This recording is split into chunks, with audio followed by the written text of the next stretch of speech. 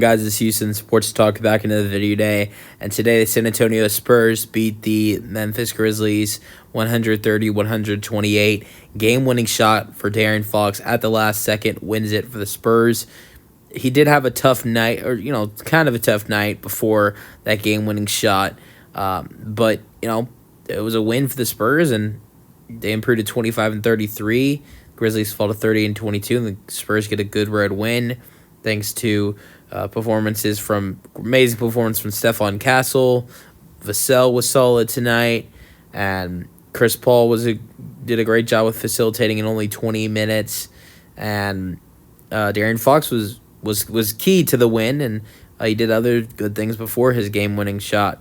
And there was other helpers for this Spurs 130-128 win. Before we get into stats, I want to note that Memphis, with this loss, has fell to the 4 seed in the Western Conference, and the Lakers are now at the 3 seed. And so that's big. And now Memphis goes from having to play the Clippers in the first round to the Rockets. I think both are. It's kind of hard to determine on who's going to be a harder matchup for this Grizzlies team.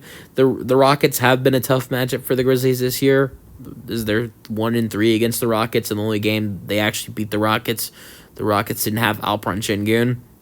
So, and then with the Clippers, I think the Grizzlies have actually played some good basketball against the Clippers this year. So, it's kind of hard to determine who you're going to want to play against, because if Kawhi is healthy, if Norman Powell, James Harden are all healthy in a series, you might want to lean towards playing a young Rockets team, but that is a young Rockets team that this Grizzlies team have struggled against this season and haven't played very well against. But, they have fell to the 4 seed, and keep in mind, the Rockets are only 1 game back from taking that 4 seed, and the Grizzlies falling to 5, which would mean if these two teams, the Rockets and the Grizzlies, were to meet in the playoffs, the Rockets have home court advantage, not Memphis. And the Rockets, they hold the tiebreaker because they were 3-1 against Memphis this year, so that's also something key to note with the standings. But enough standings talk. Let's get into this game. All right, so before we get into personal stats, I want to go over San Antonio's huge second quarter. In the second quarter, San Antonio scored 46 points. That was a huge quarter for them, and they scored only one more point than Memphis in the first quarter, having 31-30, but that huge 46-point quarter outscored Memphis by 18, and they were up by 19 going to halftime, but Memphis had a huge third quarter, outscoring them by 16, and then all of a sudden, it's a 3-point game going into the fourth quarter, and then it was a really tight and really good fourth quarter, and final score was 130-128. 20 points for Devin Vassell, 6 rebounds, 3 assists, 9 for 19, terrible 2 for 9 from 3. Vassell was 7 for 10 outside of his 3-point attempts tonight. De'Aaron Fox, 20 points, 3 rebounds, 7 assists, 1 steal, 1 block, game-winning shot. Another player had a really good shooting night outside of his 3-point shooting. He shot 1 for 5 from 3, but his other shots tonight, shot 6 for 12, shot 50% from outside of his threes, shot 50% from the floor.